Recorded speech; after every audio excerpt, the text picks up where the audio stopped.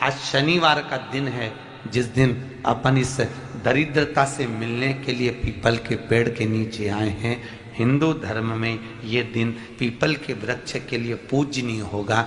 जो भी शनिवार के दिन पीपल के वृक्ष की पूजन करेगा, दूध चढ़ाएगा या मिष्ठान का भोग लगाएगा, लक्ष्मी और नारायण उसके घर में प्रवेश कर जाएगा। लक्ष्मी और नारायण उसके घर में प्रवेश करेगा। इसलिए नियम बनाया। कौन से दिन का? शनिवार। लक्ष्मी जी बोली, नारायण आपने तो एक दिन का वार लिख दिया। शंकर जी ने 7 वार बनाए हैं, रविवार, सोमवार, मंगल, बुध, गुरु, शुक्र और शनि। ये शिव जी ने बनाया। अब एक दिन आपने अपना बना लिया, बाकी के दिन अगर कोई इस पीपल के वृक्ष के नीचे आएगा और यहां तो दरिद्रता बैठी है, तो उसका क्या होगा?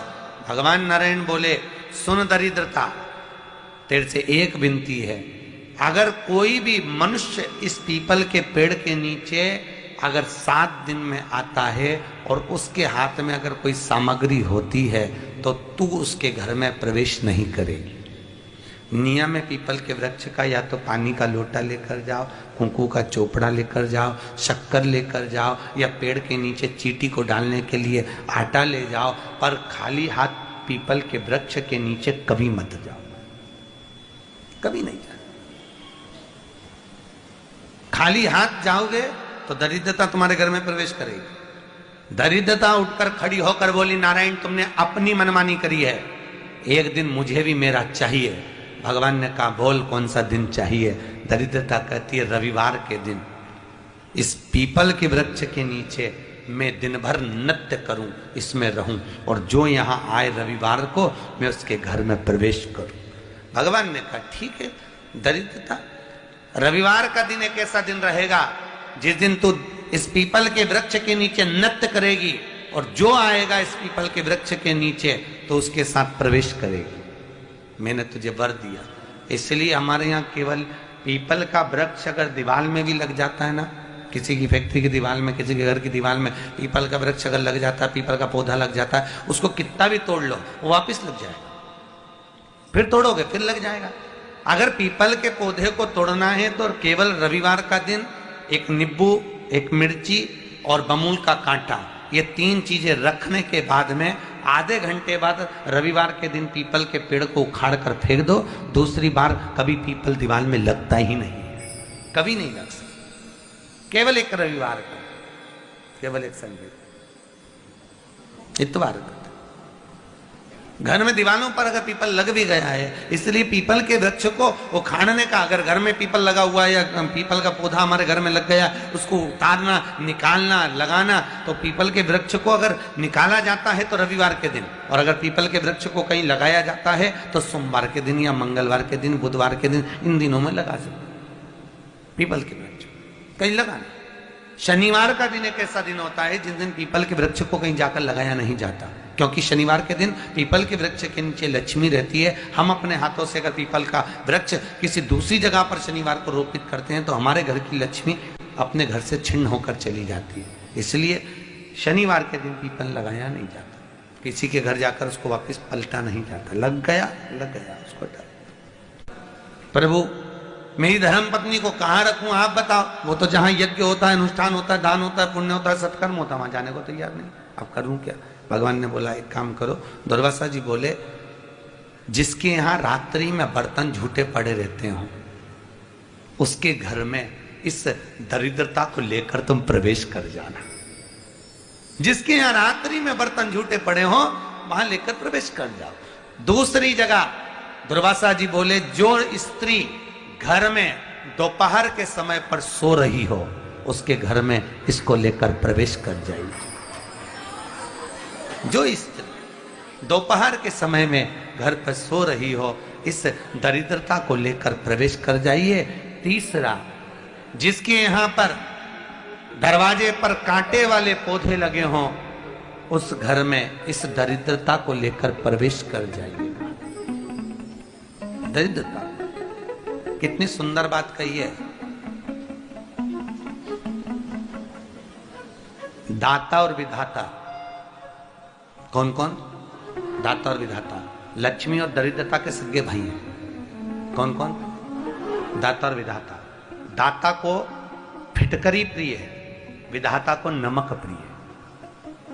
ये दोनों हमेशा लक्ष्मी को और दरिद्रता को दोनों को समझाते थे, दोनों में प्रेम बढ़ाते थे।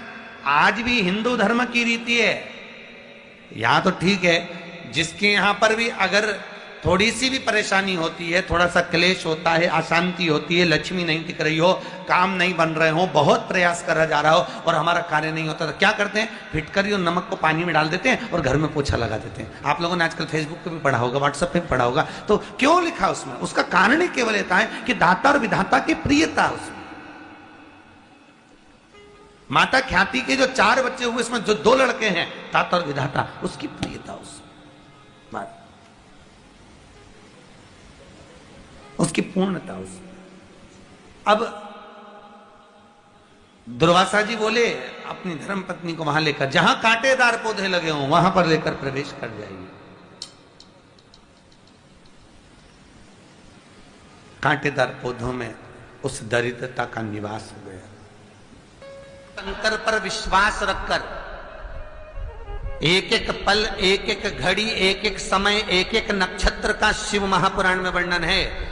यहां तक शास्त्र कहता है कि पीपल के वृक्ष की जब भगवान शिव रचना करे, पीपल के वृक्ष की जब रचना करी गई तो उस पीपल के वृक्ष में भी कौन सा समय किसका है, ये शिव महापुराण वर्णन करती है। सुबह 4 बजे से लेकर 7:30 बजे तक पीपल के वृक्ष में ब्रह्मा जी का वासा होता है।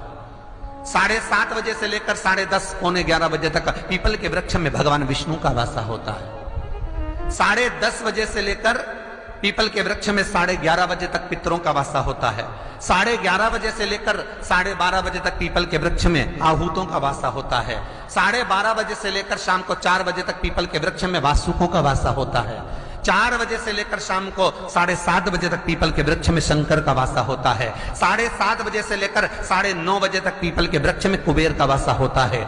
9:30 बजे से लेकर फिर कुबेर के वृक्ष में अन्य देवों का वासा चालू हो जाता है। इसलिए हमारा हिंदू धर्म कहता है, हमारे शास्त्र कहते हैं कि पीपल के वृक्ष को जब पूजा जाता है, पीपल के वृक्ष की जब पूजन करी जाती है तो सुबह 10:30, 11, ज्यादा से ज्यादा 11:30, ज्यादा से ज्यादा 12, उसके पहले पीपल के वृक्ष की पूजन कर लेना चाहिए। क्यों? क्योंकि 11:30 बजे से लेकर 12:30 बजे तक पीपल के वृक्ष में पितरों का वासा रहता है,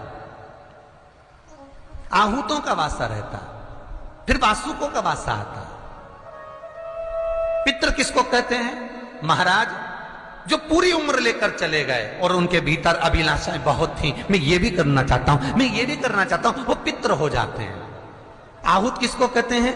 जिस माता के गर्भ में बच्चा जन्म ले और मर जाए, या 6 महीने का गर्भ धारण करने के बाद अवर्षण हो जाए, जीव पड़ने के बाद 6 महीने के बाद अगर बच्चा गर्भ में भी शांत हो जाता है, कुंवारी अवस्था में शांत हो जाता है, जिसका विवाह नहीं हुआ ऐसा बच्चा जब शांत हो जाता है, अधोगति में कोई मर जाता है, सुसाइड कर कर, एक्सीडेंट में, किसी भी रूप में मर जाता है, तो वो आहूत कहलाता है। और बहुत ध्यान देना साहब, शिव महापुराण की कथा कहती है पितरों को भाग मिलता है, इसलिए पितृ तृप्त रहते हैं। कितने भाग्यशाली! खूब भजन करो, खूब स्मरण करो। अमावस्या है, अमावस्या के दिन प्रदोष काल में, प्रदोष के समय पर, प्रदोष काल में शाम के समय पर जाकर किसी भी नदी, तालाब, बावड़ी, कुआं, कहीं ना कहीं जो आपके पास में हो, वहां पर एक घी का दिया, बत्ती का मुंह दक्षिण की ओर कर कर अवश्य जला कर जाना, सारे पितृदोष समाप्त हो जाएगा, सारा पितृदोष समाप्त। अमावस्या के दिन किसी भी जलाशय के पास में, नदी, तालाब, बावड़ी, कुआं, जो आपके शहर में, आपके गांव में, आपके नगर में हो, वहां जाकर लगा दे। अगर नदी, तालाब, बावड़ी, कुआं नहीं है तो पीपल का वृक्ष हो या बेलपत्री का वृक्ष हो या बट का वृक्ष हो, उसके नीचे लगा दो प्रदोष काल में। पर अमावस्या के दिन लगाएं जरूर। क्यों? क्योंकि अमावस्या के दिन पितृ शाम के समय प्रदोष काल में शंकर भगवान का नाम जाप कर कर नदी, तालाब, बावड़ी पर पानी पीने जाते हैं, वहां से जल का आचमन कर कर पितृ अपने लोक को चले जाते हैं प्रदोष काल के समय पर। इसलिए प्रदोष काल में जलाशय के पास में बावड़ी, कुआं, नदी, तालाब के किनारे पर दिया लगाया जाता है दक्षिण की ओर मुख कर कर बत्ती का। तो पितृ आशीर्वाद देते हुए जाते हैं कि फलो फूलो, आगे बढ़ो, उन्नति करो, तरक्की करो। यह पितरों का आशीर्वाद रहता है, पितरों का वर रहता है। आप देंगे उसको मिलेगा। पितृदोष है ये आपको कैसे मालूम पड़ेगा?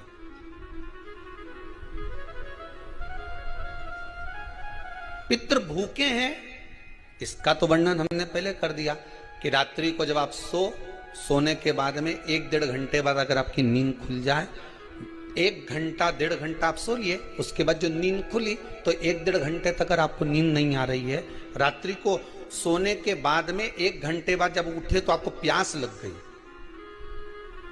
भूख लगने लगी, प्यास लगने लगी कि मेरे को पानी पीना पड़ेगा, घबराहट हो रही, पानी पीना पड़ेगा।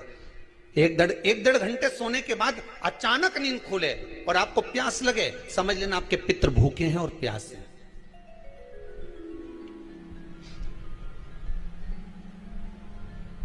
वो भूखे और प्यासे हैं, उनको जल की जरूरत है।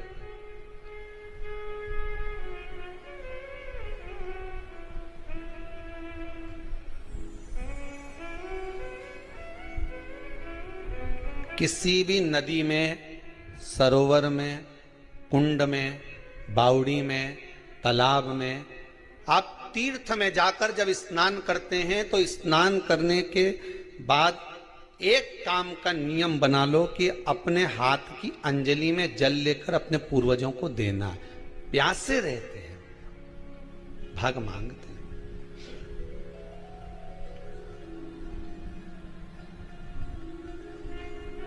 भाग प्राप्त करना। 3 वृक्ष पितरों के तुल्य हैं। पहला पीपल, दूसरा बट वृक्ष, तीसरा बेलपत्र का वृक्ष। ये पितरों के तुल्य हैं। अगर आपको रात्रि में नींद नहीं आ रही है, ऐसा लगता है कि रात्रि को 1 घंटा 1.5 घंटा सोने के बाद कुछ गलत गलत विचार आने लगते हैं, नींद सुबह 3 बजे तक, 4 बजे तक नहीं आती, 4 बजे के बाद फिर नींद आती है, तो एक प्रैक्टिकल जरूर कर कर देखना। एक प्रैक्टिकल करने में क्या जाता है, प्रयास करने में क्या कुछ जाता है क्या? प्रैक्टिकल कर कर देखना कि कहीं सीवर वाला महाराज झूठ तो नहीं बोल रहा, तो प्रैक्टिकल करने में कुछ नहीं जाए। 1 लोटा पानी लो, उसमें थोड़ा सा कच्चा दूध डाल लीजिए, बेलपत्री का पेड़ या पीपल का पेड़ या बट का पेड़, इन पेड़ के नीचे ले जाकर उस दूध को दोपहर में सुबह 10 बजे से लेकर 12 बजे के बीच में ले जाकर चढ़ा दीजिए। रात्रि को फिर ना आपको प्यास लगेगी, ना भूख लगेगी, नींद एक बार लगी तो सुबह ही खुलेगी। प्रैक्टिकल करने में क्या जाता है? पानी डालने में तुम्हारा कुछ जाएगा? अरे बोलो तो सरी, हमें 10 रुपया का दूध जरूर उसमें, और तुम इतनी चतुर हो, इतना सारा दूध थोड़ी डालोगी, तो 2 चिल्ली डालोगे। कहाँ तुम इतना डालने वाली हो है?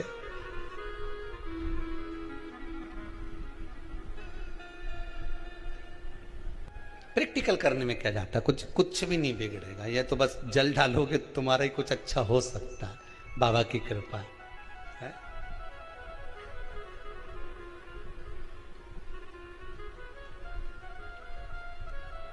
3 वृक्ष पितरों के तुल्य हैं। पहला जम के बोलिए पीपल, दूसरा बट वृक्ष, तीसरा बेलपत्री का वृक्ष। 3 पीपल के वृक्ष में 52,000 ब्राह्मण एक साथ निवास करते हैं, इसलिए पितृतुल्य है। बट वृक्ष ब्रह्मा जी के मस्तक से बना, इसलिए पितृतुल्य है। और बेलपत्री का वृक्ष माता पार्वती जी के अश्रु से बना। जब आंसू गिरे थे माता जगत जननी जगदम्बा पार्वती के, उस समय पर पितृलोक में हलचल उत्पन्न हो गई थी। हमारी नातिन की आंख में आंसू कैसे आ गए? मैनावती की पुत्री है,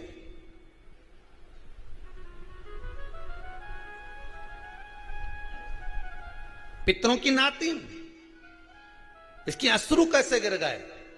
पार्वती जी ने कहा, ये आंसू नहीं, मेरा पुण्य भाग प्रकट करती हूं बेलपत्री के रूप में। तो पितरों ने वर दिया था कि ये बेलपत्री का वृक्ष हमारा आशीर्वाद है, इसके नीचे अगर कोई दीप लगाता है, शिव को स्पर्श कर चढ़ाता है, उसके पितरों की शांति होगी, हम स्वयं उसको आशीर्वाद देने के लिए पधारेंगे। बेलपत्र का वृक्ष पितृतुल्य।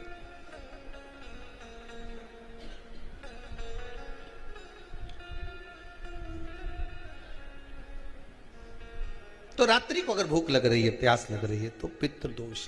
दूसरा पितृदोष का लक्षण बताया, घर में कोई शुभ कार्य ना हो, वंश की वृद्धि ना हो, 1 रुपये कमाओ, 1.25 रुपये खर्च हो रहे हैं, पैसा 10 जगह से कमाई आ रही है पर घर में टिक नहीं पा रही है, आया गया, पितृदोष।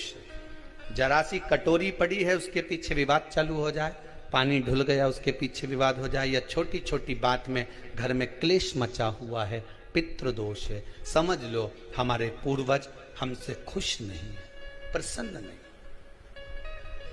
मौका लग जाए, सारी दुनिया के लोग तुमसे कह रहे हैं तेरे घर में पितृदोष है, 1 रुपये कमाते हो, 1.25 रुपये खर्च होता था, मानसिक टेंशन बना रहता है। घर में एक व्यक्ति बीमार है, ठीक हुआ, दूसरा बीमार पड़ गया, दूसरा ठीक हुआ, तीसरा बीमार पड़ गया, तीसरा ठीक हुआ, चौथा बीमार पड़ गया, मतलब कहीं ना कहीं पितृ का भाव, पितृदोष का वर्णन। किसी ने कहा तुमसे कि तेरे यहाँ पितृदोष है, तूने ब्राह्मण को भोजन करा दिया, पिंडदान करा दिया, तर्पण करा दिया, तिलांजलि करा दी, गया जी का श्राद्ध कर दिया, हरिद्वार चली गई, वहां पिंडदान करवा दिया, ब्राह्मण भोज करवा दिया, तिथि पर भोजन करवा दिया, सब कुछ करवा के देते। अब एक काम और करके दे, एक काम और करके देख लो। जब तुम घर में भगवान शंकर की आरती, तुम्हारे घर में शंकर जी का शिवलिंग है, भले काय का भी हो, छोटा सा, भले सियोर का कंकर शंकर हो, नर्मदा का कंकर हो, चाहे शंकर पारक के हो, पीतल के हो, स्टील के हो, लकड़ी के हो, जिसके भी हो, लोहे के हो, पाषाण के हो, जिसके भी हो, शंकर का शिवलिंग अगर हमारे घर में है और आप रोज प्रतिदिन भगवान की आरती करते हो, प्रतिदिन, और आपको लग रहा है कि मेरे यहाँ तकलीफ चल रही है, ये ठीक ही नहीं हो रही, लगभग 1.5 महीना आप कम से कम 45 दिन, 1.5 महीने के करीब में ऐसा प्रयास करना कि भगवान की आरती, शंकर भगवान के शिवलिंग की आरती करने के बाद उस दिए को भगवान के सामने मत रखो, उस दिए को उठाकर जहां तुम पानी का मटका रखते हो, हंडा रखते हो, जिससे तुम पानी पीते हो, तुम्हारे रसोई घर में जो पानी का मटका, हंडा, बाल्टी, आरओ का पानी जिस मटके में गिरता है, हंडे में गिरता है, जिसको हमारे यहाँ पितरों का स्थान कहते हैं,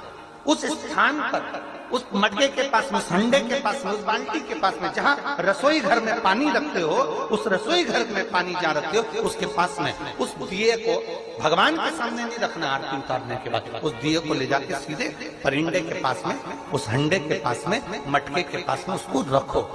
केवल 1.5 महीना कर कर देखना। 1.5 महीने के बाद तुम्हें मालूम पड़ेगा कि हम वापिस उन्नति की सीढ़ी पर चढ़ना प्रारंभ करती है, हमें फल मिलना चाहिए।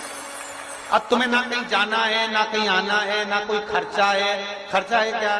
ईमानदारी से बोलो, कोई तुम्हारा लाखों का रुपया लग गया क्या? रोज आरती करते हो रोज आरती। बस आरती का नियम बना लो कि हमको पितृदोष किसी ने बोला है, हमारे घर में अशांति है, पितृदोष है, कोई कह रहा है कि तुम्हारे घर में पितृदोष है, हमने सब कुछ करके देख लिया। अब हमें ये करना है कि महादेव की आरती जब होती है तो उसकी ज्योत का दर्शन करने पर 1000 कपिला गाय के दान का पुण्य मिलता है। तो ये पुण्य हम हमारे पितरों को देते हैं, जिससे उनकी मुक्ति हो जाए और हमें आशीर्वाद प्राप्त। उस दिए को नीचे नहीं रखना, आरती उतारने के बाद आरती पूरी हो जाए तब उस दिए को ले जाकर, जब आप ले जाकर उसको रखें तब उस स्थान पर रखें जहां पितरों का स्थान, जहां पितरों का स्थान।